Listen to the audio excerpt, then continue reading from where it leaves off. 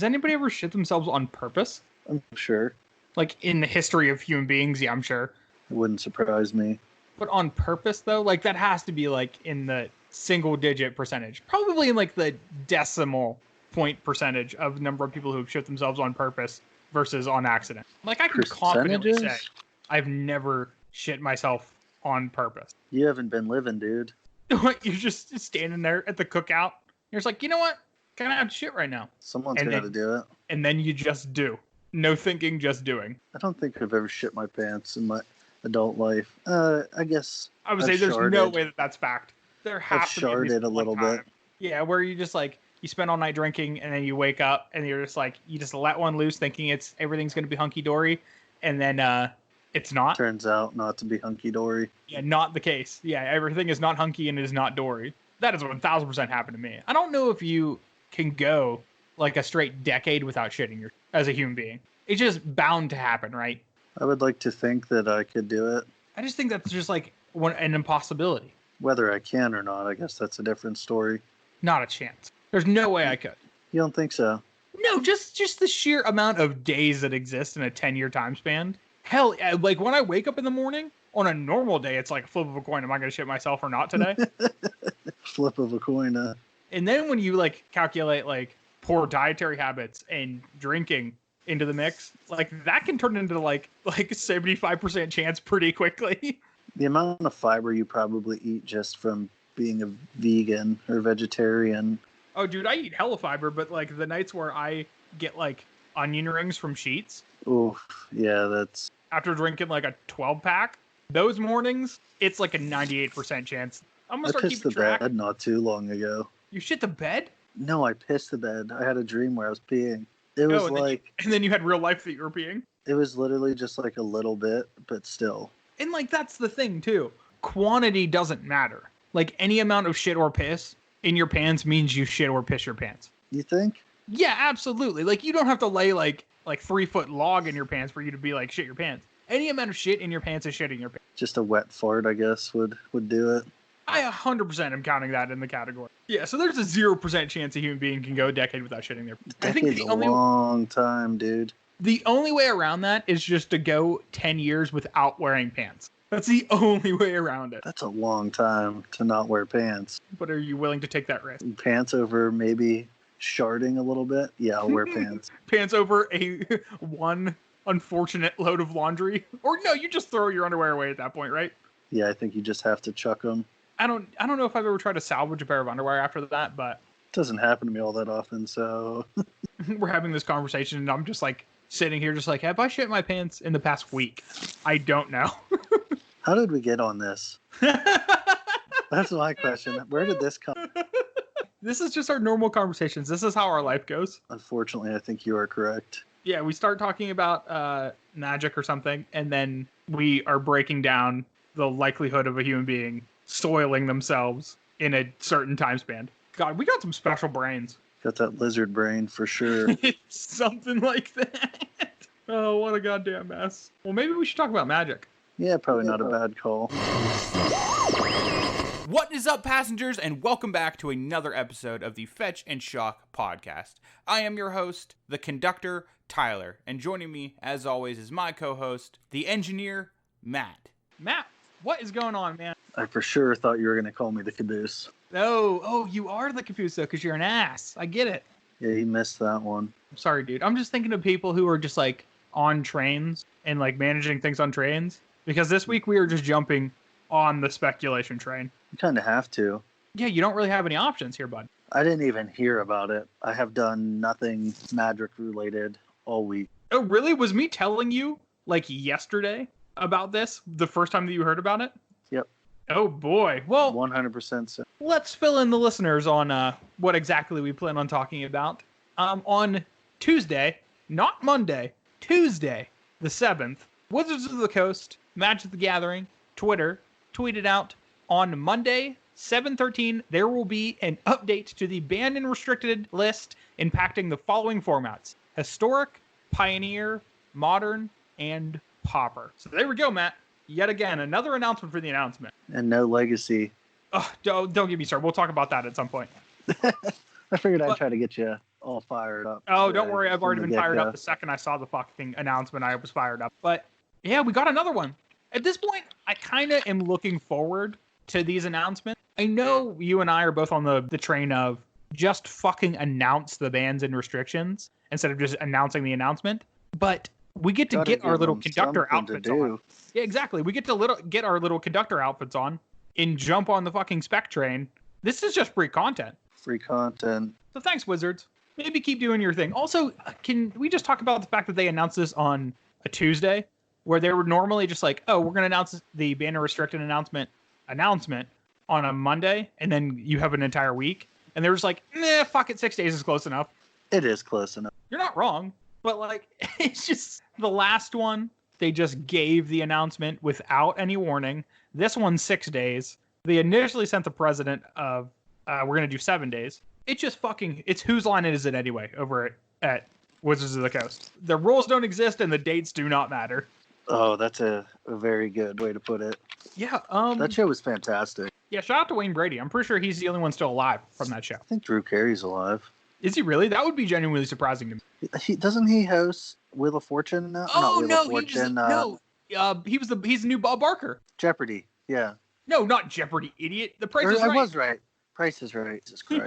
You were not right, but you were also not right the second time. I was incorrect both times on purpose. The Price is Wrong, bitch. That's probably the best line. And then he gets his ass whooped by Bob Barker. Yep, shout out to Happy Gilmore. You know Bob Barker was loving that. Is that the best thing Bob Barker has ever been in? Because I can only think of two things, and it is Happy Gilmore and The Price is Right. Those are the only two things he's ever existed on. Probably. I don't know of him being in anything else. And don't get me wrong, The Price is Right fucking slaps. Like, that show was top tier for a long time. I can't tell you the last time I watched it. Honestly, the last time I watched it was probably when Bob Barker was the host. And then I don't even know how I knew Drew Carey was the host of that, if I'm being honest with you. probably because it was a good show, and then they murdered it with Drew Carey's dumbass. And then you're like, well, now this is trash. Well, he's just the only other person who's really Available. like, no, you get into that rhythm of like, that's all you do is you host games, and then that's what you're known as. And if you see someone else, you're like, what the fuck are you doing? That's fair. Like, whenever they get a new, like, Jeopardy host after Alex Trebek, like, how is Jeopardy ever going to be the same? It's not. That's He gonna had be brain cancer, didn't he? I think he still currently has cancer. But he said that he was going to host the show until he kicked the bucket because he just loves Jeopardy that much. Like, I'm pretty sure it's, like, very serious, like, late-stage terminal cancer.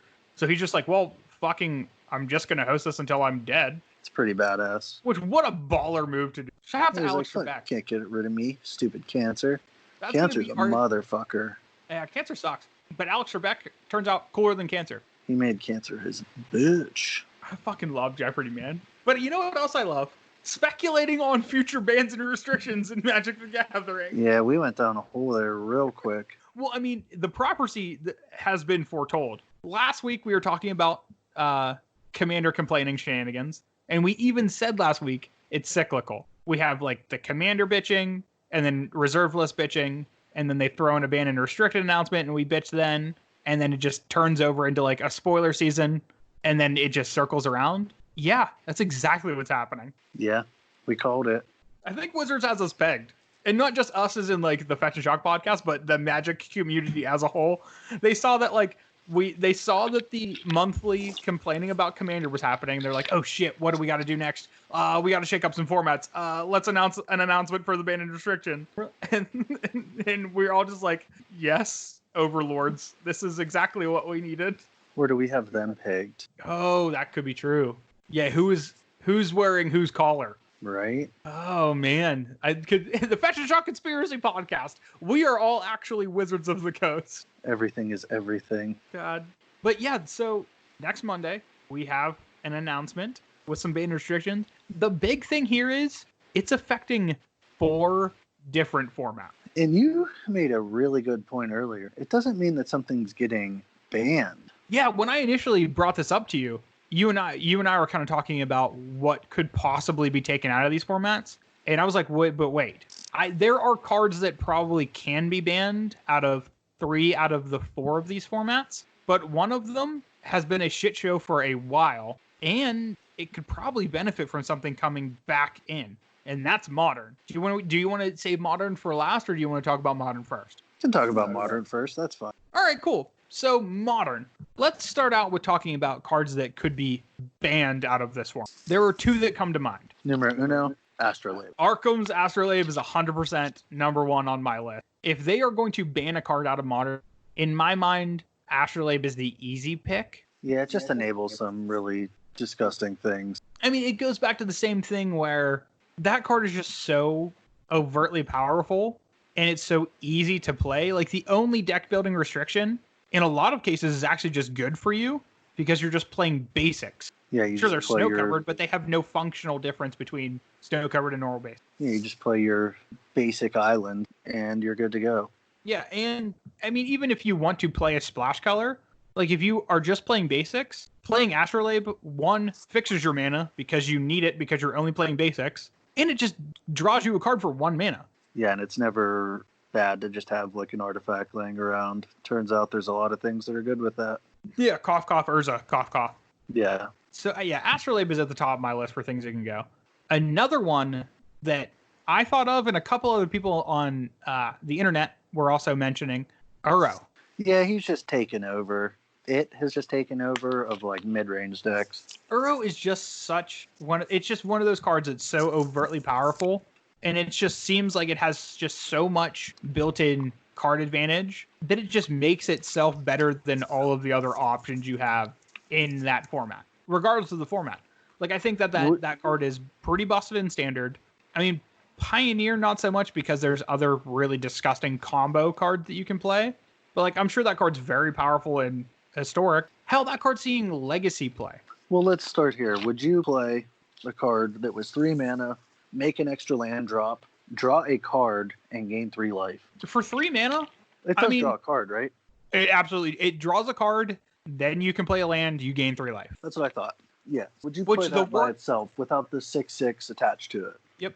The wording on the text is important too, because the draw happens first, and then the land drop thing happens. So you can play a land that you draw from Euro's ability. Oh, I thought you had an additional land drop. I didn't think it was synonymous. You know what I mean? Or not synonymous. That's the wrong term. It's part of the trigger on the ability. Okay.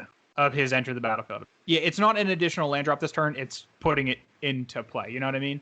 Yeah, I got you. Okay, cool. I just assumed, but I'm pretty glad that it's not that, because that would be much better. And it really doesn't need help being better. But that's just the first half of it. And then the second half, that's just like an ability on the card. The second half is you just get a creature that can do exactly what that card that you would probably just play anyway. Which makes it it makes it disgusting. It's a great finisher. Like, it does what you want early game, and then after, you're just like, oh, by the way, here's this big ass threat that I have now. Mm-hmm. Well, I mean, and also just think of the context of Standard. I know I don't want to spend too much time on Standard because it's not part of this B&R announcement, but Growth Spiral is a card. Growth Spiral, popular card. Yeah, and it's a card that sees like 4 of play in a couple different decks. Growth Spiral has almost the same text as just casting Uro for 3, -3 life, and it's only 1 additional mana. And Uro's only 1 additional mana. Which really isn't shit. Like, that's just like, that tells you the power level of that card. It's so Oko-esque in the fact that it is a 3 mana play that's just like leaps and bounds better than a vast majority of the 3 mana things that your opponent could be doing if they're not playing that same color. But can you think of any other cards that could possibly be banned in Modern? Outside of Astrolabe and Uro, not off the top of my head now. And I have been racking my brain on this one. I cannot think of another card that would be worth banning in Modern besides those 2 cards. Yeah, there's really not a whole lot going on in Modern besides Uroza. Yeah, and then the other just generically degenerate strategies. But like, those cards are attacking the format in a very different way than the like quote unquote like mid-rangey control deck that Urza is. Like, it's either you're trying to abuse mana, like with like a Tron deck, you're just trying to get your opponent dead with mono red prowess or burn or something like that, or you're playing like some other gross combo deck like Dredge or something like along those lines. Infect would be another good example. Titan would be another good example. But let's move to a slightly newer format and a slightly deader format. What cards, Matt, do you think could be banned out of Pioneer potentially? I'm not going to lie, dude. I don't know really what's going in Pioneer. The only thing that really comes to mind is the thing that was kind of ridiculous prior to the companions going, and that was Dig Through Time. Okay, cool. And I did my research on this. Again, the numbers for Pioneer are way down. And I think that's a combination of things. One, I think the format is a little stale because the same decks have been really good for a while. Yeah, nothing really makes a comeback in that format, does it? Yeah, but the format is still relatively young, though, so you can kind of expect that. Yeah, I guess there's not a ridiculous amount of sets or anything. Precisely. And in addition to that, the format is just not seeing a lot of play because of where it's available. Like, one, there's not paper tournaments, which I think is the big driving force for Pioneer. If there are Pioneer Grand Prix and there are Pioneer SCG events, people want to play that format because people want to go to those events and do well. And you see a lot more of them. Mm-hmm. It makes sense. Without those events existing, like, you can't play it on Arena. So all of the people who predominantly play on Arena are just jamming Standard, Limited, and Historic. And then the people who are already on Magic Online, presumably they've been playing Magic Online for longer than Pioneer has existed, which means they also have the ability to jam Limited and Standard on there if that's their bag. But if it's not, you also have access to Vintage, Legacy, Modern. Hell, they've been even having great cubes online recently. Like, the Vintage Cube was just out again for like the third time during quarantine. I mean, you kind of have to, right? Yeah, like, even somebody like coming from my end of things who would really like to play other constructed formats like Legacy, even when I'm really into Legacy, when Vintage Cube is up, I'm jamming Vintage Cube because I know it's only there for a short window and it's just such a fun format. I cannot pass it up. Well, it's just better than pretty much anything else you can be doing, right? Yes. But I did do some research on Pioneer. Even though the numbers are dropping, they're pretty much at an all-time low for that format.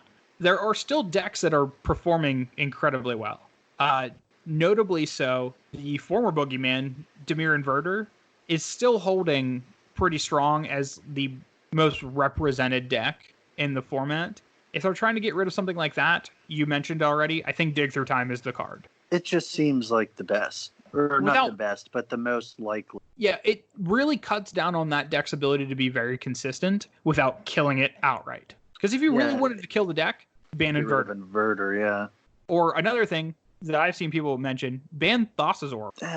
I kind of like that the deck's in the format, though. Well, here's the thing, too. Another deck that is pretty well represented, that has taken down some tournaments that people are enjoying, is the Underworld Breach deck. I'm fine with that deck in that format because it's not so unbelievably broken, but it's still viable. But if someone comes prepared for you, you're fucked. Yeah, and that's the thing, too. People were mentioning maybe banning both Underworld Breach and Thassa's Oracle.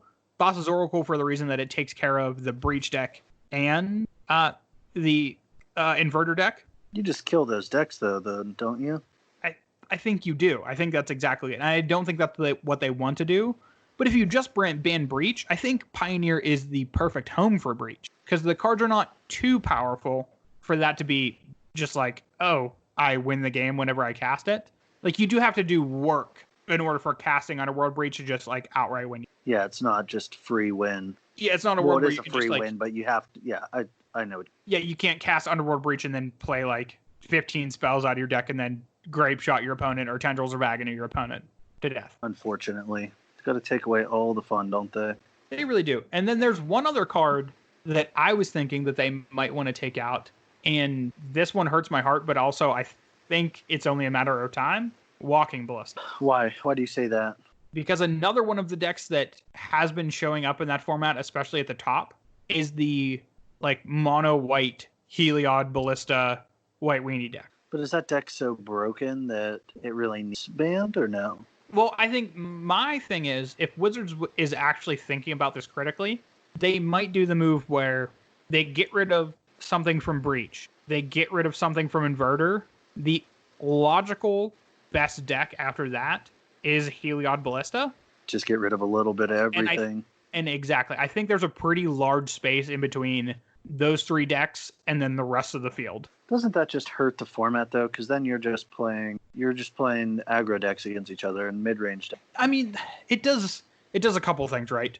It takes away the top 3 decks, so it opens up the format very wide, at least for some amount of time. I don't know how long that amount of time is, but there will be an amount of time where people can brew in that format. Mind you, people are not really considering brewing in that format right now because the numbers show that people are not playing Pioneer. Well, you can't really brew against aggro. Well, that depends on how fast the aggro decks are, right? They're pretty quick. They're not like a slow grind. Like they're pretty low to the ground. Yeah, they're like turn 4 decks, turn 5 decks, which is fast, but there is a world where, because the card pool is so small, I think the mid-range decks can put up a fight if they know what they're up against, if they can plan accordingly. See, I'm in the opposite train. Like, you kind of need the right draw to be able to beat them, which that's never a fun format to me. Oh, I 100% agree with you. I think that there is a chance of both of the things that we're thinking happening.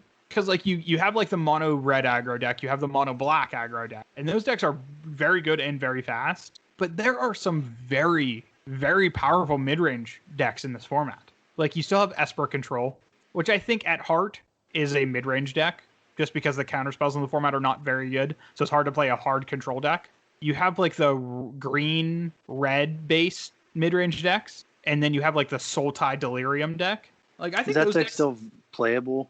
The Sultai Delirium deck? Yeah. Oh, most certainly. That's actually a very like well represented deck. Because think you still have access to Euro. You get things like Jace Vryn's Prodigy. You get Tireless Tracker. Yeah, it's just good stuff, I guess. Yeah, I mean, and your removal spells are solid. Like you have Fatal Push, which I think is probably the best removal spell in the format. You do have access to Thoughtseize. The only, isn't it? A good one. There are a couple, yeah. I mean, you have Abrupt Decay. And Assassin's Trophy, I guess, huh? And Assassin's Trophy. I think Abrupt Decay is just better, especially in the world where we're talking about them being able to fight against the aggressive decks. Well, there's also not really control right now, is there?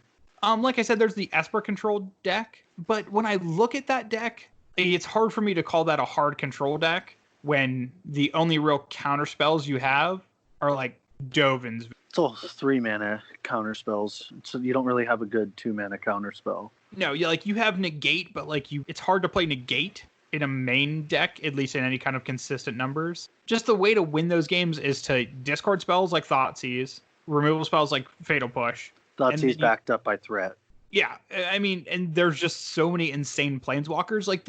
As from the lists that I've seen, the Esper control decks look a lot more like Esper Super Friends decks than anything else. They're playing 7+ planeswalkers. Yeah, that's a lot of planeswalkers. And that's how they're using their cards to control the battlefield, is by playing Narset, so your opponent can't bury you in card advantage. Teferi, incremental advantage. Yeah, Teferi 3 and Teferi 5. Gideon, Ally of Zendikar, and Gideon of the Trials. There are just so many good planeswalkers in that color combination. I mean, Ashiok too, to a lesser extent. I've seen people playing that in that deck, both in the main and in the sideboard. The card's very good. The blue-black hybrid one. Yes, yeah. That just is, that card is, those static abilities are always good. Now, granted, in that format, it doesn't really shut down a lot, but it does shut down Fabled Passage, which isn't nothing. Yeah, it's one of the best lands in the format. Probably is the best land in the format, outside of Shockland. It's the best fixing, I guess. Yeah, it's the best color fixing land in the format. You're 100% correct with that. But realistically, those 4 cards, Dig, Thassa's Oracle, Ballista, Underworld Breach, those are the only 4 cards I could see on the radar for Wizards. Maybe they're going to unban something. I doubt it, but the boy can dream. And that's the thing, too. I was looking at the Pioneer ban list. Man, there's nothing on that ban list that I want to see back in this format. Even, the Earth Anissa? Oh, no way. I don't think Earth Anissa would be very fun in this format. Why? When Saheeli's gone? Well, think about what I just said about the Esper control deck, right? It's just basically a Super Friends deck. That deck can just jam green and then just get access to Uro and then all of their great planeswalkers and just have their cake and eat it too. It could do that now, though. I'm not sure. I mean, they're obviously that hard. Obviously, the fetch lands are not coming off the ban list. I think we can both agree Veil of Summer is not coming off the ban list. But that card's too good in general. Yeah. Once Upon a Time is staying there. Felidar Guardian is staying there. The Green Leyline is staying there. Nexus of Fate is staying there. Oko is staying there. That doesn't leave much of anything else. Like Field of the Dead, I can't ever see them banning that card. No, that card's stupid. I mean, Smuggler's Copter, but like just imagine, like think about the early stages of that the artifact format. decks, or not the artifact decks, the aggressive decks just love that card. Every so deck was dumb. playing that card. And that's the problem with having an artifact that's just that powerful, especially when you don't have access to a lot of cards. Yeah, so I think Pioneer, my bet is one of those 4 cards is going to get banned. Maybe multiple of those 4 cards are going to get banned. You think? I find it hard to imagine them just saying, Dig Through Time is banned, go about your day. Do you think they would ban Cruise with Dig? I was 100% right, and we're super wrong, by the way. Okay, maybe I was just thinking too far in the future. Maybe they are just going to axe them both. You said within 6 months it would be I gone. did think it was going to... Maybe, well, listen. I was giving Wizards too much credit. I thought that they, had brains, but they only have like 3 brain cells. So... Not even 4 brain cells. I don't think I'm giving them 4. Absolutely not. Man, you're brutal. Listen, they need to earn that 4th brain cell. They have not earned it yet. But maybe Monday. Maybe they'll show us. Big brain move. Galaxy brains. Freaking galaxy brains. That's Pioneer. I'm interested to see what they do with that because I genuinely have no idea. Another one I don't know, so I leaned pretty hard on what people who are in the know were saying. Historic. Ooh, yeah, I don't know anything about Historic. One thing that I've noticed, all of the people who were playing Pioneer, I think have now moved into Historic. And I think Historic has seen more play recently because it's a format that doesn't really matter. And it has really all of the things that Pioneer has to offer, except for you get to play it on a better client, aka Magic Arena. And there's like very little monetary investment for Historic. Well, the Historic folk are just those who are playing Standard, right? I don't think necessarily. I think Arena has been out long enough that there have been people who have went through that ebb and flow of jumping on, playing Standard, their cards rotating out or their deck rotating out, them losing that spark to play Standard, and then look for the next logical step. I think that next logical step, at least on Arena, is Historic. Because like in Paper and Moto, for a long time, that next logical step was Modern. Obviously, Arena doesn't have access to that. Historic is the next best thing. I guess so.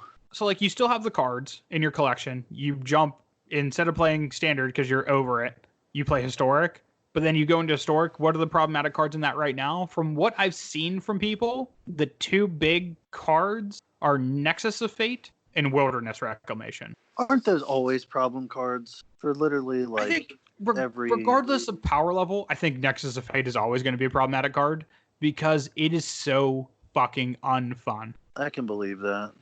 As far as I'm concerned, that card could be just absolutely mediocre in Historic, and I would still be happy with that banning. Because every time somebody has cast a Nexus of Fate against me, I have rolled my eyes inside and been like, fuck, can't believe this is my life. That card's just miserable to play again. That's the one where 7 mana instant. You take an extra turn and then shuffle it back in. Yeah, so you can't even know yourself, which is hilarious. Uh-huh. Yeah, super good. But there also is in that deck, Wilderness Reclamation. And Nexus of Fate is one of those things where it could just die for Wilderness Reclamation sin. Because I think Wilderness Reclamation is the thing that really enables that deck.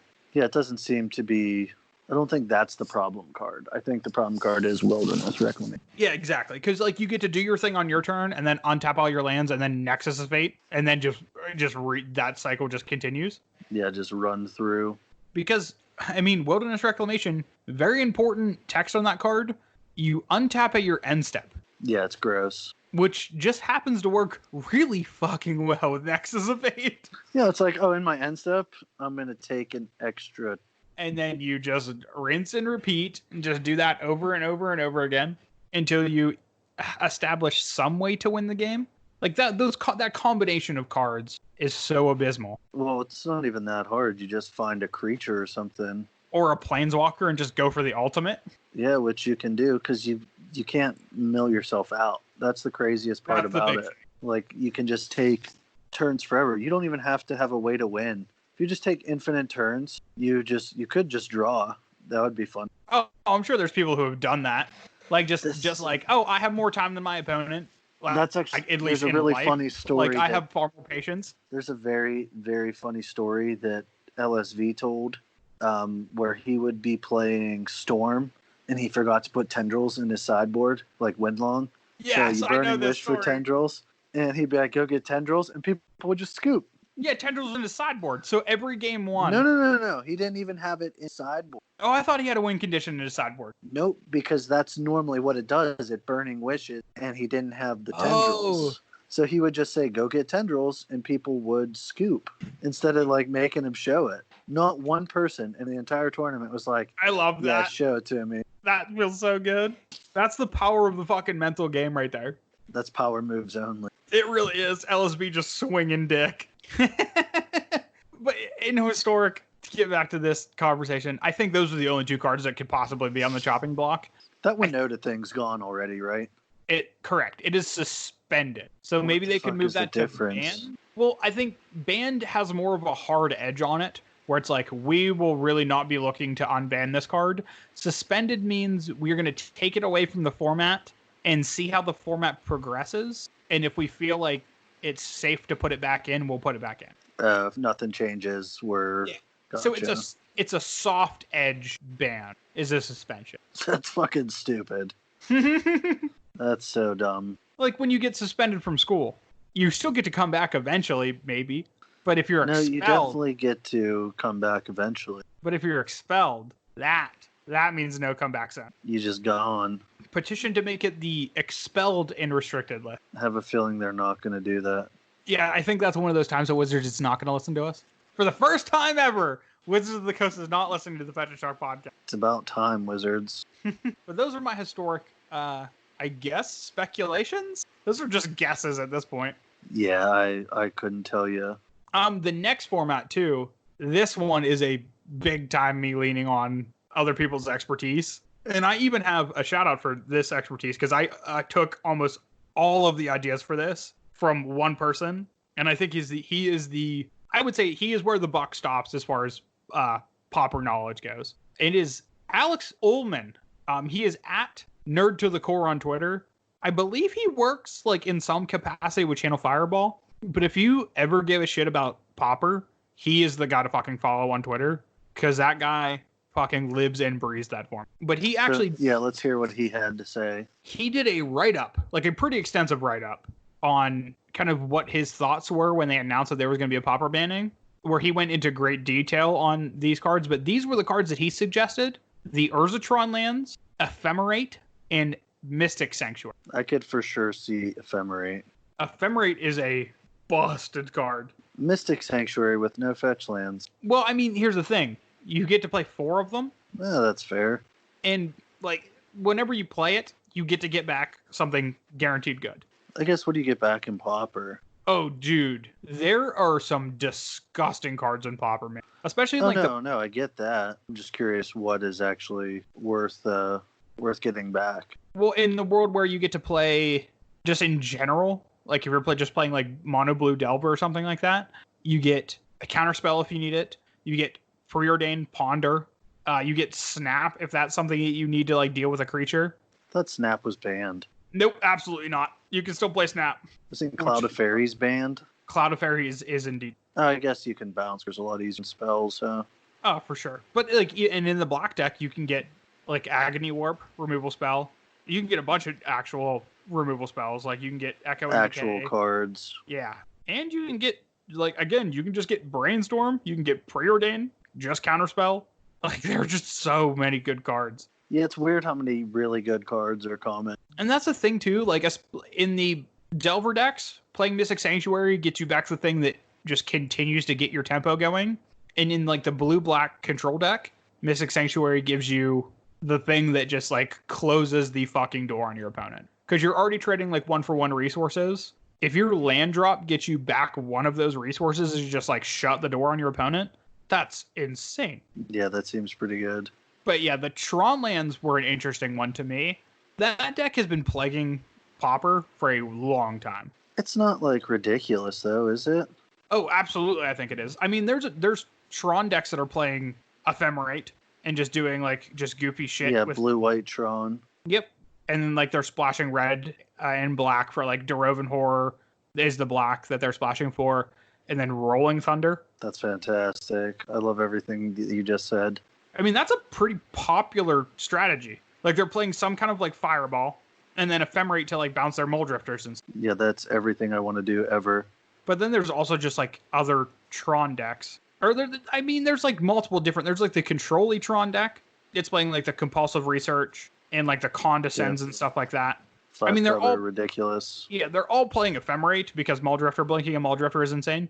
But there's so many different flavors of that deck that if they're really sick of seeing Tron just like take over and just be like very, very good, banning Tron outright is the way to do it. Yeah, I could see it. It's just, I know a lot of people would be pissy about that. Oh, without a doubt. I mean, but there were so many people pissy about all of the bans that have always happened, like Splinter Twin. People lost their mind when Splinter Twin was banned. I'm sure that's a lot little of those different than. I guess you're right. Pauper is like a fun. I mean, what are you out?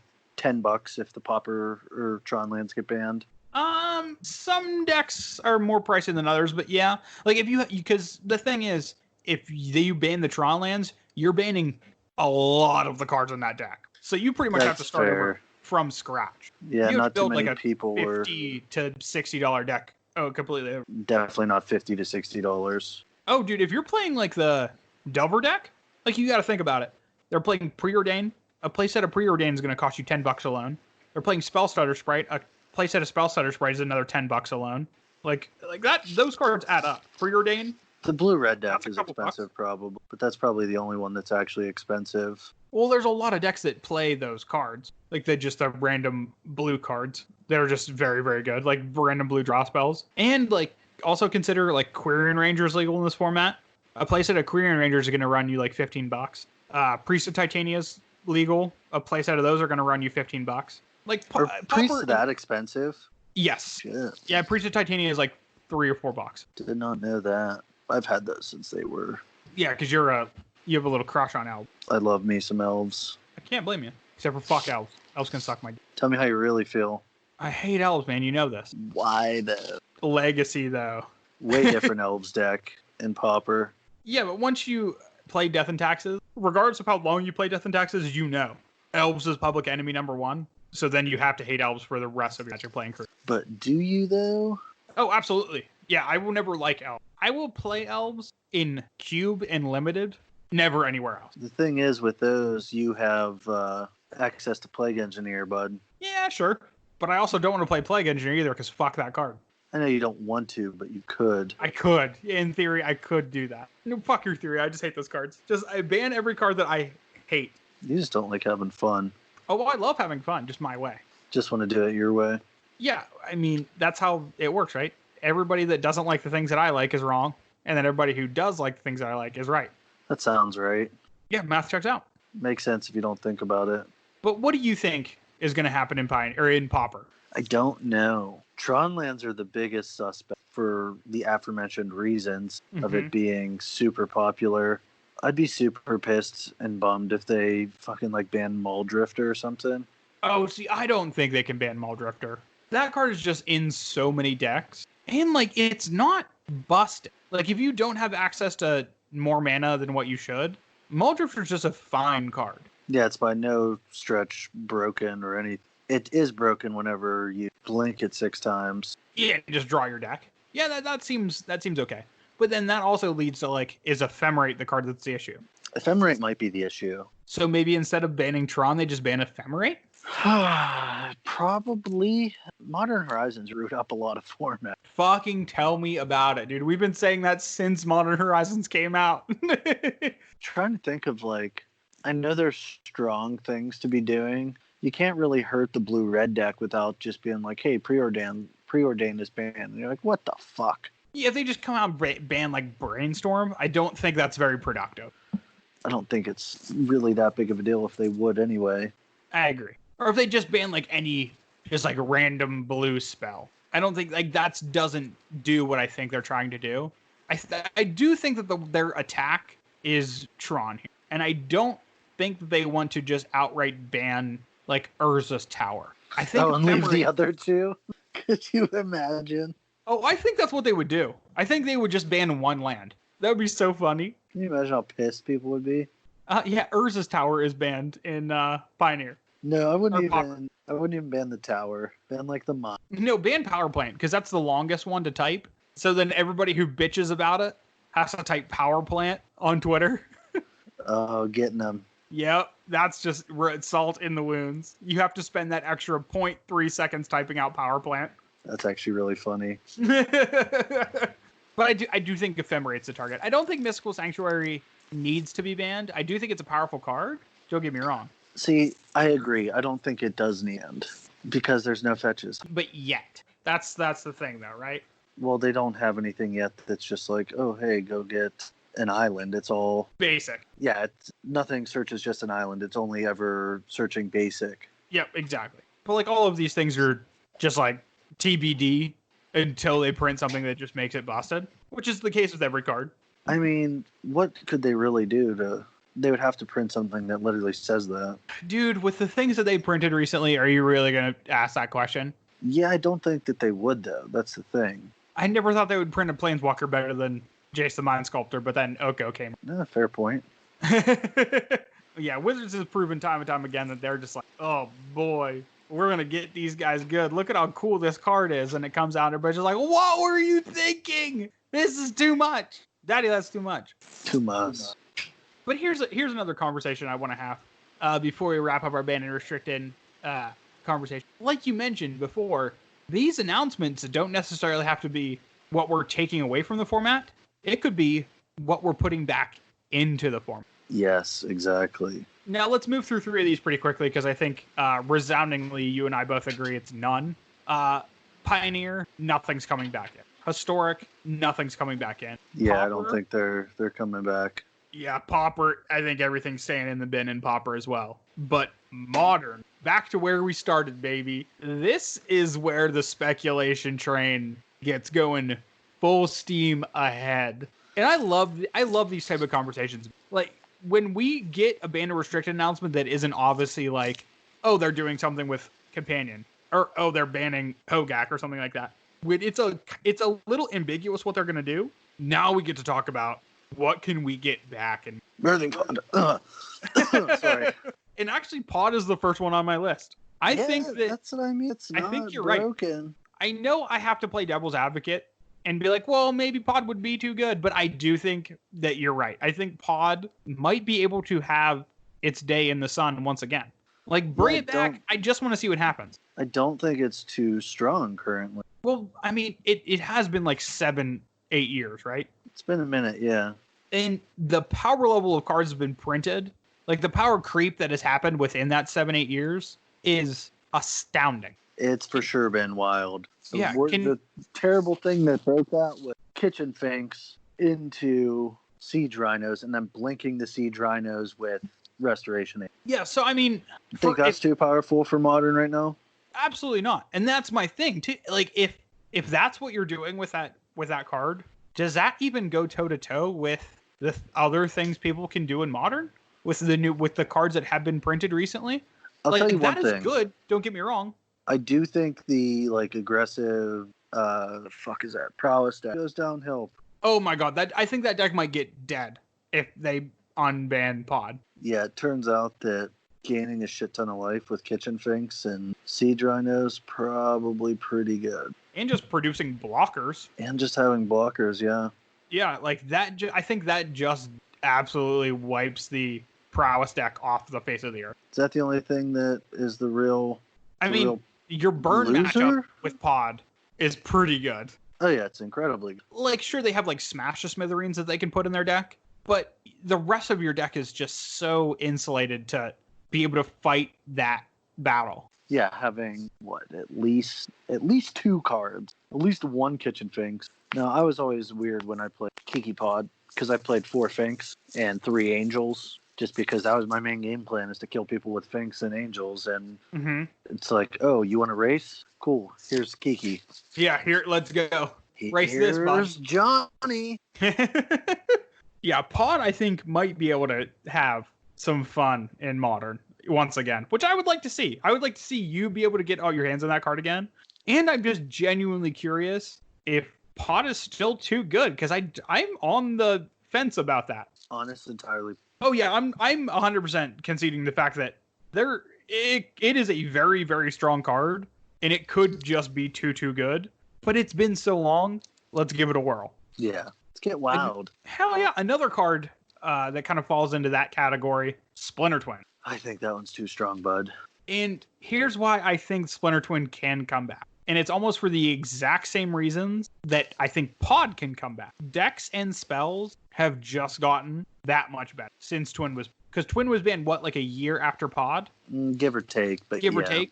So it's been like 6 or 7 years since Twin was banned. That power creep that's been introduced to Magic is pretty substantial. Yeah, you're not wrong. Now, I do think in a good portion of metagames, especially the metagames that we see coming out of Modern, in those metagames, Twin is better than Pod, which means that it would be deservingly banned. But I'm not convinced that is enough of a reason to just keep it off or keep it on the ban list. Like, how cool of a format would it be if they just said on Monday, hey, Pod's back, Twin's back, go nuts. Like, it's new Modern versus old Modern. See who comes out on top.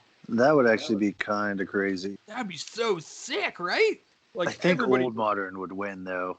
I really do. Well, if they keep Astrolabe in the format, I think even then, dude. Because I think that the big thing about the Twin decks too is that Blood Moon in their sideboard was just a free roll against a lot of decks. They don't have access to that. I guess so. Astrolabe's a thing. Yeah, I think Astrolabe pairs up really well, especially the decks that play Astrolabe. They pair up really well against Twin. I don't think they do, man. They don't have removal. I mean, they don't have removal per se. Like, they're still playing Path to Exile, right? What? And they're still playing Cryptic Command. They're still playing like Metallic Rebuke. What, the Astrolabe decks? Yes. I did not know it was banned. I mean, yeah, because like Uro is disgusting. Icefang Quaddle is very, very good. And Gilded Goose is just a solid card to just kind of press forward. Yeah. And like, hell, I've even seen decks like splashing red for things like Galvanic Blast and stuff, which Galvanic Blast does pretty good work against Twin decks. It's actually kind of wild. And that's what I'm saying. We're talking about all these new cards versus like the Splinter Twin deck traditionally. I want to see those fights. Like, that kind of makes me wish that they would do this, or at least hold off to do this for when we have paper tournaments, to just like let the fucking floodgates open and let's watch the best of the best fucking battle. I think they should do the no ban list Modern. That tournament they had, people loved that. Star City Games had it. Dude, and we were talking about this earlier this week. We're not recording, but how sick would it be with everything that's been going on with Magic, with all the cards printed and stuff like that, for them just to be like, out of the blue, hey, every card on the ban list in Modern, free reign for like a month or so. We're resetting the palette. And everybody just gets access to everything. Go fucking nuts. And then we'll sort it out afterwards. And they could also put in a caveat of, hey, these are the things we think are going to remain on the ban list just because they're so ridiculous, but we don't know. That way people don't bitch about, oh, well, I just bought all this stuff. It skyrocketed and blah, blah, blah. Sure. Now you can just be like, well, you got fair warning that they thought that it was going to stay on the ban list. Yeah, and that is a thing. Not every plan is perfect, and that would be a real impact for that stuff, where if they did that, like, Splinter Twins would go back up, Pods would go back up, Ugin would go back up. They would all be $40 cards again. Actually, probably more than that to start. Yeah, Hogak would be, again, like a $40 card. But, like, just seeing those decks just probably beat the shit out of each other. Yeah, I think it's honestly a mix between Hogak and Eldrazi. I think Hogak is way faster than Eldrazi. I don't know, man. Because Eldrazi also just gets to play Chalice of the Void. On what? What do you Chalice on? On one. Without your Citrus Suppliers and stuff, or your other zombies. Do you know how it's not easy for them to cast it on turn one? Yeah, but Hogak has a really tough time going off on turn one. They don't have to. They just play Citrus Supplier and then go, okay, let's get fucking wild. And then the hard part would be coming or beating it on two, because then they to get out play the altar. Yeah, they need the altar. is really when that deck is busted. But man, would you not love to see that fist fight between those two decks just to see who comes out on top? I mean, we could do that. We could do it now. We do have options to do that. We could for sure just say, hey, build whatever you want. Just like the modern All-Stars challenge, Fetch and Shock version. Because Channel Fireball did do that, but that was like pre-Hogak. That was Star City game. Yeah, Stars. No, Randy Bueller did that. That was CFB. Randy Bueller did that. I didn't know CFB did it. I know that Randy Bueller did the gauntlet. Yeah, so you like stuff like that is such a cool thing. But like, I would just like to see that work itself out, not under like one umbrella of like 10 players, but the entirety of Magic players who play Modern. I'm sure there's probably some we're missing. Oh, 100%. Like, yeah, we're very, very aware that we are not the end all be all for shit that's going on. Like some wild freaking Hogak Splinter Twin mix. Yeah, there's like some underground like streamers in like Seattle or something that do this on the regular, and they're listening to this and be like, "You fucking assholes! What are you talking about? How do you not see this? It's right in front of your face." That is entirely possible. Very, very true. But some other cards that I could see potentially unbanned. This is one I mentioned to you. Artifact Land. Yeah, because without Opal... these are not as good. They make Urza and Karn pretty good. The Karn that spits out the Scions. Mm-hmm. But it also opens you up way more to like Stony Silence and like Ancient Grudge. You just get ruined by the... Yeah, it just turns like any kind of disenchant effect into Stone Rain, which is very good. Yeah, and who would have thunk? Yeah, and it turns Stony Silence into I win the game. Yeah, that seems okay. It's very okay. But I do think those cards are fine. Again, like we keep coming back to this thing where the power creep in Magic, the cards that have been printed recently are so good. Give these older cards a chance. I think those are two. I think they may, like, just that affinity. The affinity is kind of fucking banana. You're not wrong. I mean, we kind of get a taste of that in Pauper with that affinity deck because those lands are illegal in that format. No, imagine that on steroids. But you also have to consider the fact that deck gets to be on steroids, but also the answers get to be on steroids. Like we mentioned, like the pairing of those decks versus Stony Silence. The Stony Silence deck is winning 10 times out of 10. If they have the Stony Silence, they win the game. Yeah, that's fair. And there are two other cards that I was considering maybe coming off the ban list. One of them seriously and one of them not so seriously. The one that was not so serious, a little bit of Green Sun Zenith. Yeah, I don't see that one coming off. I don't see it either. I mean, we already have effects like that. Like, there's already the fixed Green Sun Zenith and Collected Company. Or not Collected Company. There's Devoted Devastation. Yeah, Devoted Devastation. I'm thinking Court of Calling, not Collected Company. What are you thinking of? Court of Calling. Oh, yeah. Yeah. Yeah, that's just better.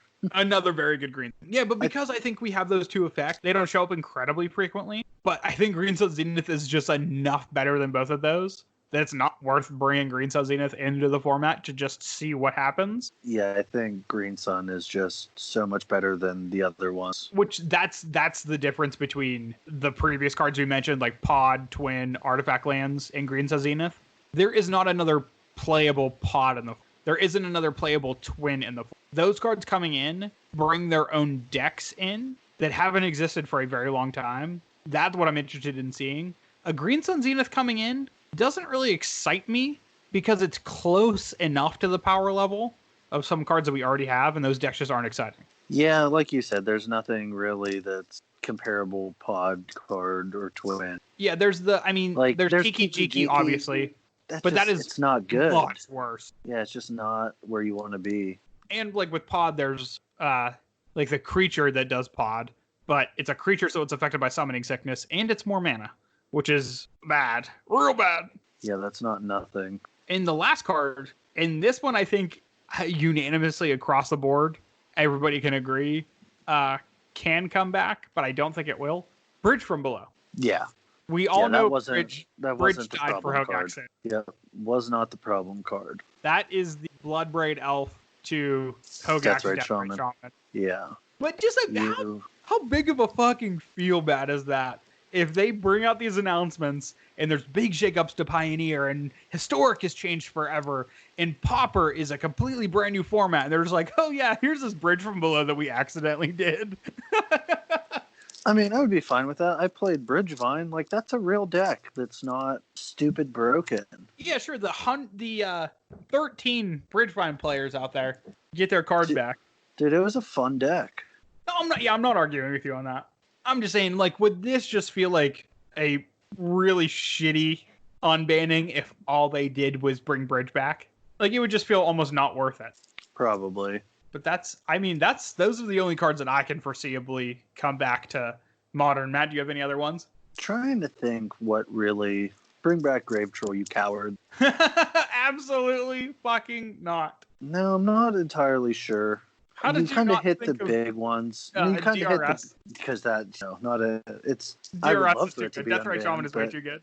It's way too good, yeah. Would I love it to be back? Abso-fucking-lutely. Sure. But I mean, that's your style, good. but it's just too good. All right, Matt. Well, here's my question for you then. To top off this discussion, put a little hat on this bad boy. What are our... I'm not even going to say guesses or speculations. What are these are the guaranteed things that are going to happen on Monday. Ooh. Because once we say it, it is law. We'll go from format to format. Let's start with Pioneer. What is happening in Pioneer? What's getting the axe? Dig Through Time. I will say Dig Through Time. And in addition, I think Walking Ballista and, Dig Through Time, Walking Ballista, and Underworld Breach are all going to get hit. I'm just calling Dig. You're going overboard. What's the over-under? Well, if I don't know how we would do that. Because you only picked one card. It's because then if it's over, I guess I couldn't really go under, could I? I would say there's literally no under there. Because it would just be a wash if just Dig is printed. The under would be like half a card and we'd both be over. Yeah. Well, let's call it here. If Dig is banned and nothing else, I'll give it to you. If Dig is banned and something else, you get it. I'll get it. Okay, deal. Okay, I'm happy with that. That's a fair trade. All right, trade? let's move Assessment? on. Yeah, one of the two. It's a word. Words are hard. You're not wrong. Let's move to Historic. I'm going to guess what the fuck's the card? The blue instant? Nexus of Fate. Yeah, that. You're calling Nexus of Fate? Okay, you call Nexus of Fate. I'm going to call Wilderness Reclamation. Okay. Just so we can have a differing opinion. Even though we both think that combo is probably getting broken up. Yeah, 100%. It's one of those two cards I think is going to get kicked. I just don't know which one. All right, how about Pauper? What is your definitive, this is 100% going to happen, ban in Pauper? I don't know. I don't think the Tron lands are going. I think they're going to something I just... Ooh, unban is a bold strategy, Cotton. My guess... What is... I'm saying Ephemerate. Oh, that one. Yeah, I'm on board with that. I forgot there's a lot of freaking common cards, man. You're not wrong. There's a lot of cards in Magic, and a lot of them are common. An overwhelming majority are common. Yeah, I was about to say the majority are common, aren't they? Absolutely. The vast majority. Mm-hmm. Okay, well, here, to throw in a little curveball for Pauper, we both think Ephemerate, and we both don't think Tron is going to get hit. But if Tron is hit, how about I ban all the lands? I take one land is going to get banned, and you take all the lands are going to get banned. That's fair. I can get behind that because they're not going to just ban one of the fucking lands. What's the point of that? They're just banning Urza's Tower. That's it. All right. Damn. And to the coup de grace, Modern. What do you think is going to happen? I don't think anything is going to get banned. Ooh. I think they're going to unban something. Okay. And I'm going to go with Birthing Pod. I love that. You're just like, nope, fuck it. Just give me Birthing Pod back. I'm doubling down. Now, I'm going to take half of that action. I am going to say that we are going to get an unbanning, and I think it's going to be Pod. But I also think we are going to see a banning in Modern. I think it's going to be Astrolabe. Yeah, that would be the most likely culprit. They are going to, because the only reason why I think that is because we all know that card is too good, but Wizards just wants to fucking rub it in my dumb face. They didn't give me a goddamn Legacy banning on this banned and restricted announcement, but they're going to ban the exact card that I want banned in Legacy in another fucking format. That would actually be really funny, mate. Yeah, this is just to get me fucking fired up. That's exactly what this ban's going to be. I know it. I feel it in my bones. They're banning Astrolabe, and I'm going to be the saltiest little fucking bitch about it. Yeah, you usually are, so. God damn it. I'm going to be so bummed. Fuck you, Wizards. Why couldn't you just add Legacy to this list? And just be like, here you go. Here's a bone Legacy. We're banning Astrolabe. They really don't care. I know they don't. God damn it. Just wait till next week when we get to talk about these bannings, and then they say, oh, by the way, here's a Legacy banning in 4.5 days. They just throw it out on like an arbitrary Sunday. That would actually be fantastic. Well, you heard it here, folks. Mark your calendars. Today is the day that the Fetch and Shock boys carved it into stone. Exactly what's going to happen on Monday, the 13th, for the banned and restricted announcement. Not even Friday the 13th. No, it's Monday the 13th. Lucky number 13, maybe. I mean, yeah, everything is possible, so. We've never been wrong before. Why start now? We actually have been pretty on point with being correct about these things. Yeah, I wouldn't say we're batting 1,000, but we're at least batting like 750. Still quite impressive. Oh, yeah, those are MLB numbers. I can get behind those numbers. I certainly am going to turn them down. But, Matt, I know we said that we were done with the banned and restricted talk, but we have a top 5 to get to. I suppose we do, don't we? Yes, sir. I'm actually kind of excited for this one. I know we spent all episode talking about what is going to happen for banned and restrictions, but we're not quite done yet, because our top 5 is the top 5 cards that deserved to be hit by the ban hammer. That were too strong, and we just said, nope. It was just, yeah, we're talking about cards that we feel were unanimous in the hit. Yeah, needed to be gotten rid of. No one complained about it. They said, yeah, that makes sense. Yep, absolutely needed to be taken down to size. Matt, do you have any honorable mentions? So, yes, I do. 2 of them we mentioned already. So, Hogak, very much needed ban. That's a good one. Absolutely needed ban. That's only an honorable mention. That's only an honorable mention. Boy, I'm ready for your top 5. Deathrite Shaman. Mm-hmm. In Modern. In Legacy. I would say, wait, in what format? It needed ban in both. Yawgmoth's Bargain. Ooh. 6 mana, black enchantment, pay a life, draw a card. Yeah, that's a good one. Turns out pretty good. Those are my 3 honorable mentions. Those are very good honorable mentions. It's a strong start. It is. Well, Matt, my honorable mentions, you got one of them. Mr. Hogak. No, Mr. Deathrite Shaman. Mr. Deathrite. More so in Legacy than in Modern, but I think both was 100% the correct move. Did you ever play Modern Jund with Deathrite Shaman? Yes, absolutely. It's disgusting. Turn 2 Liliana is real good. Yeah, it was busted. Another one that was busted, Mr. Oko, in all the formats that it was played in. Oko. It's still fucking legal in Legacy. God damn it. It's fine. It is, I think. You're the one who told me and convinced me that it was on par with Legacy power. It is, but I think the existence of Arkham's Astrolabe makes that card very, very good. Pushes it too far. Yeah, without Astrolabe, I think it's safe, but with Astrolabe, it's just way too good. But it's banning in Standard and it's banning in Modern. We're 100% correct. Yeah. And then my third one, everybody knows, one of my favorite cards of all time, the Renin 6 ban in Legacy. Oh my god, you're such a freaking ninny. Everybody fucking hated that card, man. Except for the people who played it, everybody hated that. Which was a lot of people who played it. That card just fucking sucked. That card was such a brutal... Like, that just warped the format in such a strong way. It sucked if you played X1 or played Wasteland. Or played Wasteland. Which was like half the format that played Wasteland. If you're susceptible to Wasteland, you're fucked. But Matt, what's your number 5? Underworld and Legacy. Ooh, that's a really good one. That deck was gross. I didn't actually get a chance to play it because I knew it was getting banned and I didn't want to buy into it. Yeah, so why bother playing that deck? The 3 LEDs because everything else is super cheap. Yep.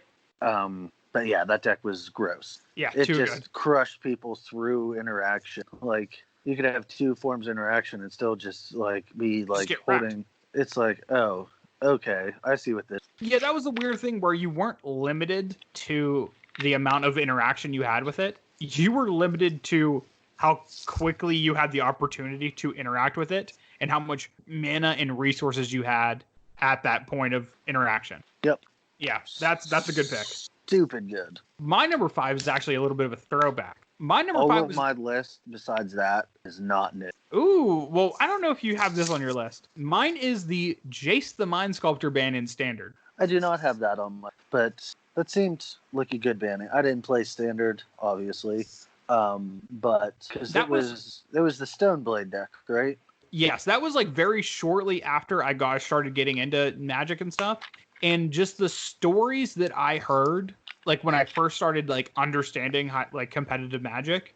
Well, I paid attention. It was that deck was so good. You didn't care about your matchup except mirror. How fucking bananas is that? Yeah, it's disgusting. Like the mirror was the only match that mattered. It didn't matter what anyone else was. I couldn't tell you another deck from that format.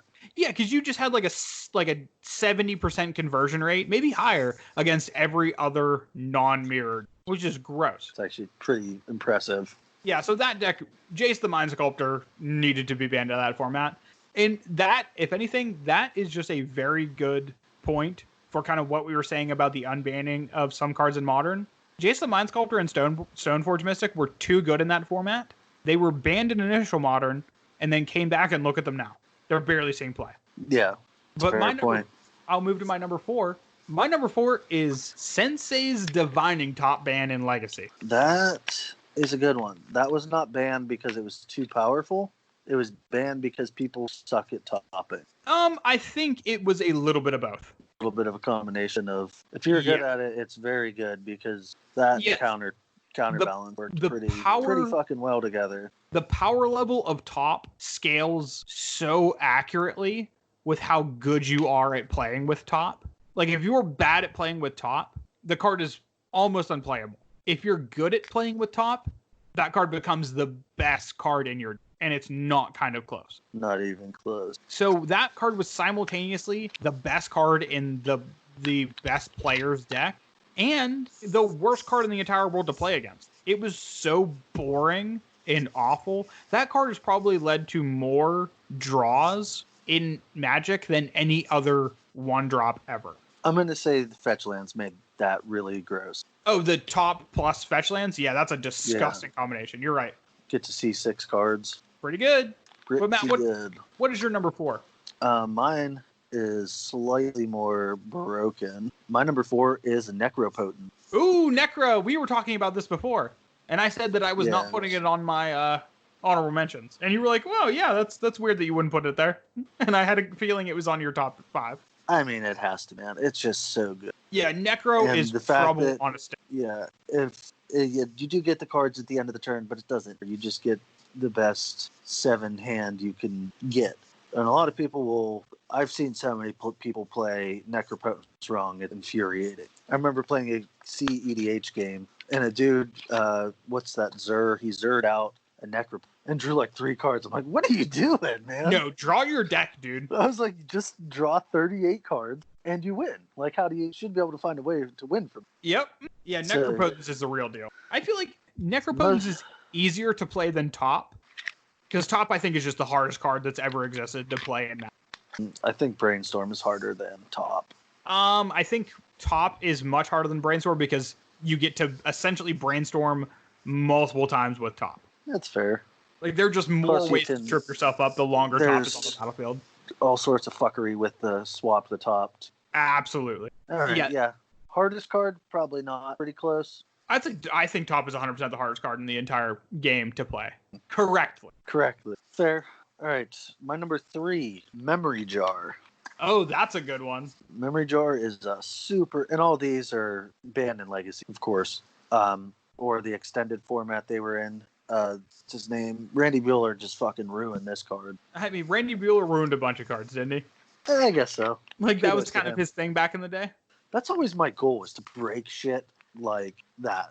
That's super impressive. Oh, hell yeah. Just have, like, the galaxy brain to be able to, like, see through the Matrix and pull out whatever he was seeing and just do that. Yeah, that's so sick. So what's your number 3? My number 3 is actually Hogak. Little Hogak. That card has just... Oh, my goodness. I mean, that goes back to, like, the early days of the Fetch and Chalk podcast of us complaining about that card. And just from the jump, everybody realized that, like, oh, this is really fucking good. And then people played with it and they're like, this is really fucking good. And then it took, like, a week. And everyone was just like, oh, no, yep, no, too good. Way too good. Get this out of here. And then it took Wizards, like, another month to be like, oh, hey, we're going to get rid of this thing that's really good.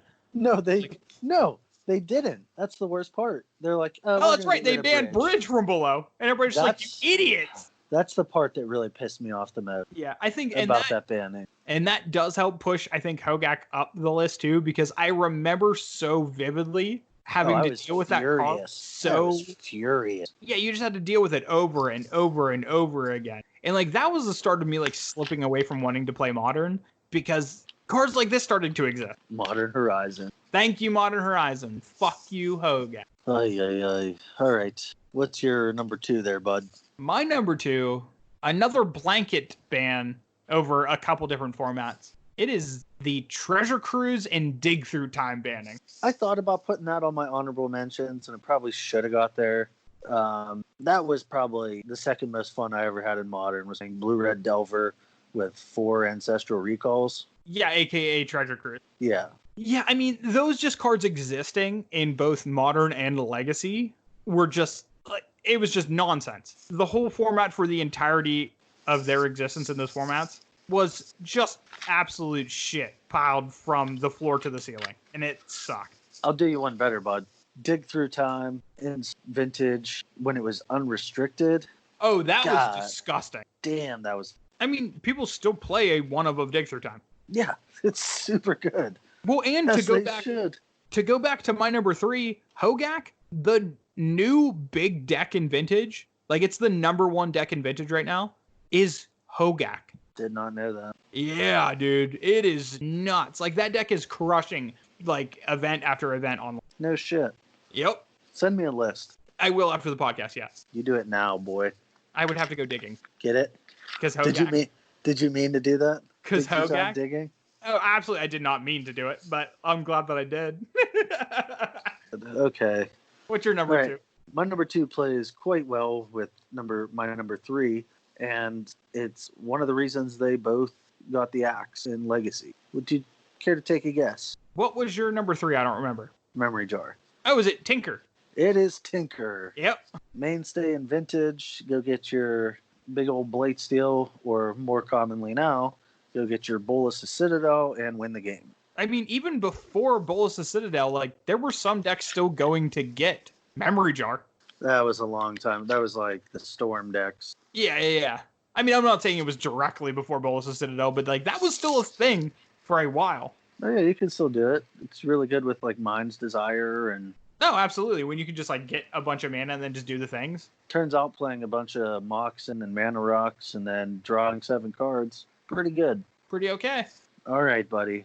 My number 1. It has been... They've tried to fix it several times. Ooh. Would you care to take a gander? What format is it? Vintage. Vintage? But there's no bans in Vintage. Oh, what's it banned in? It's banned in Legacy. It's banned in everything except... Oh. Cube and Vintage. Oh, jeez. I don't know. What is it? Soul Ring? Fuck no. Yawgmoth's Will. Oh, Yawgwill. Oh, that's a good one.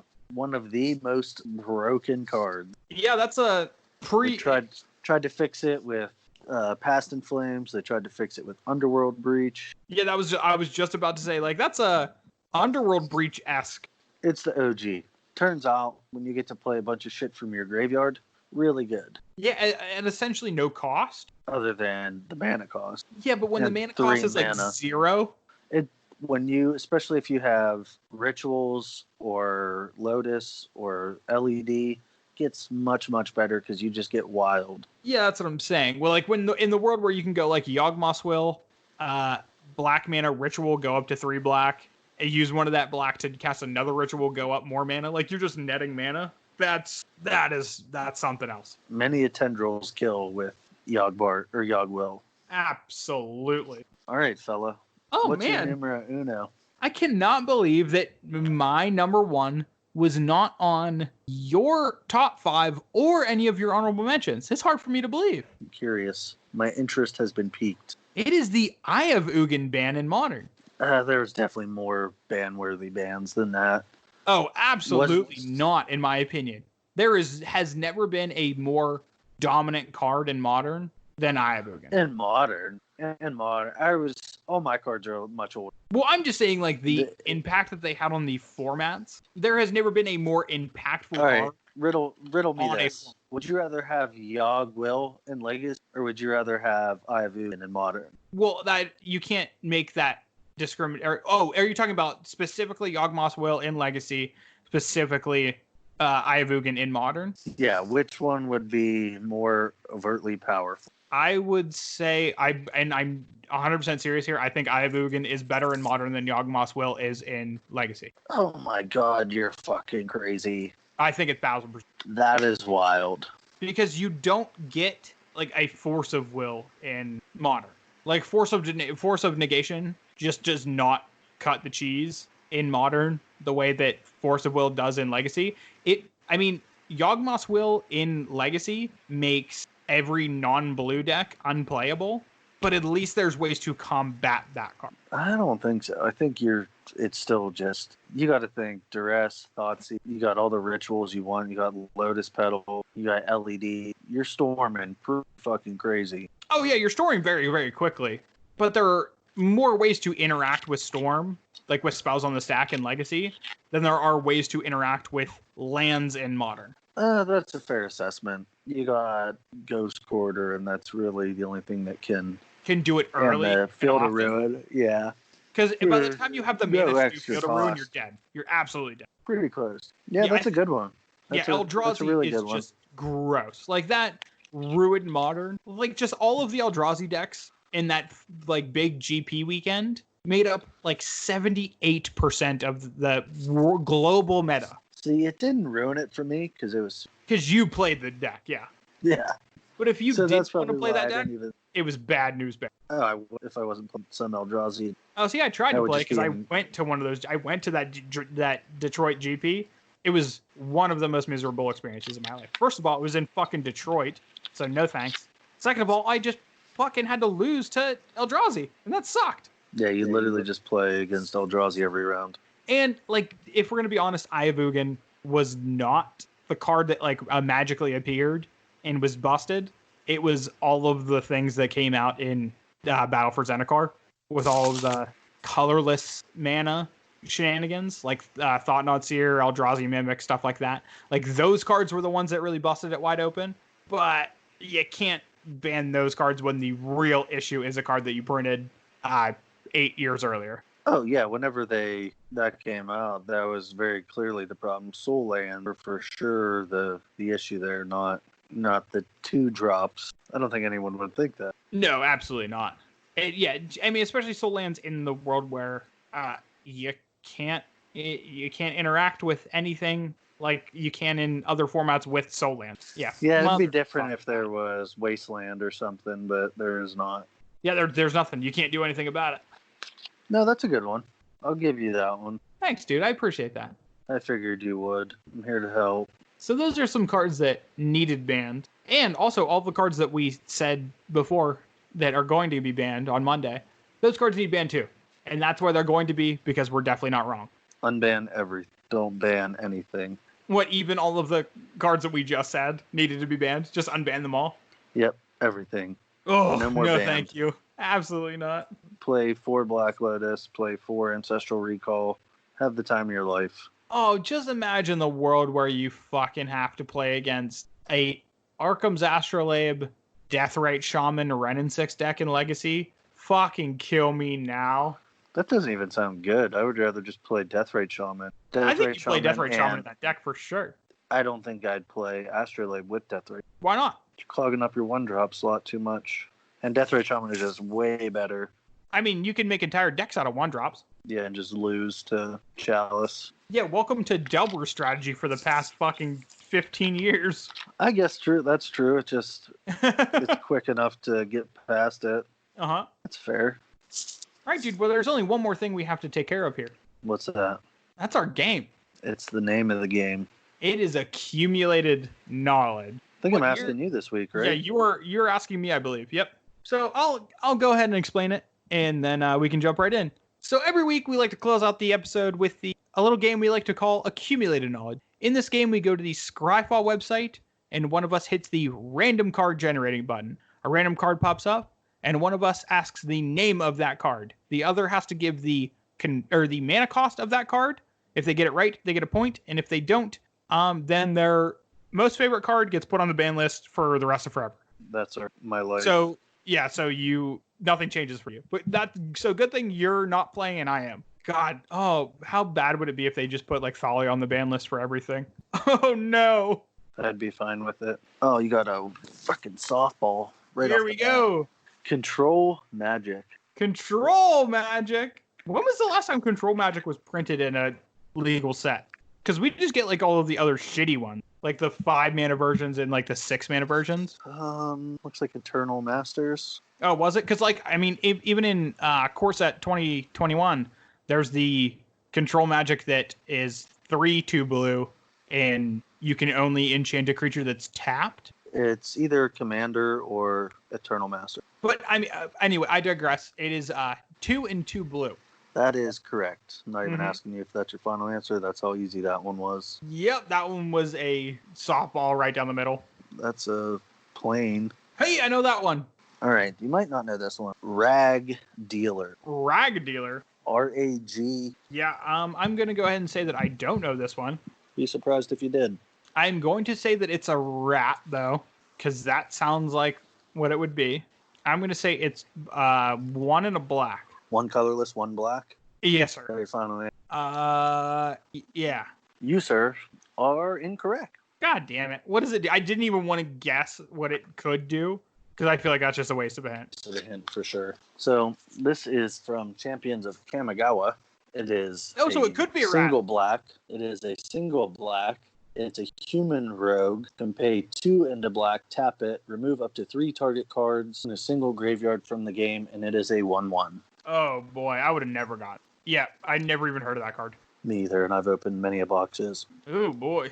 Are you ready for numero dos? Yeah, give me another one like Control Magic, please. This one is Swirl the Mist. Oh my god, Swirl the Mist. I'm going to have to use hints on this one because I don't think I can just free ball the last ones. What does this card do? As Swirl the Mist comes into play, choose a color word. All instances of color words on spells and permanent become the chosen color word. You're kidding me, right? I am 100% not kidding you. Jesus fucking Christ. Oh god. There was a card that kind of does this from Return to Ravnica, and it was blue. And it was a Cipher card. God, I can't remember. It was a rare. I just remember opening that and being like, oh, this card's useless. As is this one. Yeah, it doesn't seem very good. So it says, enters the battlefield, you choose a color. A color word, Tyler. Okay, so you choose a color word. And then what happens with those colored words? All instances of color words, the text of spells and permanents are changed to the chosen color word. So say I choose red, and I have a card that says destroy target blue permanent. You would then say it would automatically destroy target red permanent or whatever fucking color I said. Sure. Okay. I don't know. Is this like a instant speed for like 1 blue? Is that your final answer? Yeah, sure. Well, you're fucking stupid for choosing an instance when it says comes into play. Oh, I thought, okay, yep, that's true. Yeah, that was a miscall on my behalf. So this is 2 blue. It's an enchantment from another all-star from Champions of Kamigawa. God damn it, Champions. This card is terrible. Oh my god. There was a blue one. It was an instant speed spell. Yeah, I know what you're talking about. Almost this exact same thing. I can't remember what it's called. This is the shitty version of Painter Servant. Everything that they're doing to like that ability is just a worse version of Painter Servant, if we're gonna be honest. Yeah, Painter Servant was just... Okay, number 4. You got to win out, bud. Yeah, and I only have 2 hints left. All right, this is Child of Night. Ooh, Child of Night sounds so familiar. This is a vampire, right? It's the this is a 1 and a black common. It's like the 2/1 lifelink. Is that your final? Or would you like a hint? No, that's the one. You are correct, sir. Yeah, here we go. I think that was printed in 1,000 sets. Yeah. But most recently, wasn't it in Return to Ravnica? Guilds of Ravnica? Yes. That's the one. Nailed it. That was another right down the middle. Always like a... Are you fucking kidding me? Solid common. Oh, did I get another softball, baby? Yeah. Let's hear it. Urnum. Oh, Matt? Matt, can I get a hint on this? Sure. Do you actually need a hint? No. I don't know what I want, though. What do I want? Do I want, like, the set? Yeah, give me the... well, how many sets was this printed in? What was that? Do you want to use one of your hints? Oh, that's actually a good one. Yeah, okay, yeah. How many sets was this printed in? This was printed in 7 sets. Well, sets, there's 7 printings of it. What does that even mean? Do you want me to read you the sets that it was printed? I kind of do, yeah. Arabian Nights, Chronicle, the Renaissance, Pro Tour Collector's Set, Anthologies, Beatdown Box Set, Judgment, and Vintage Master. That wasn't really printed, but you get the point. Yeah, sure.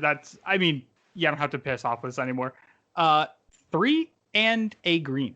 That is incorrect. Oh, 3 and a blue.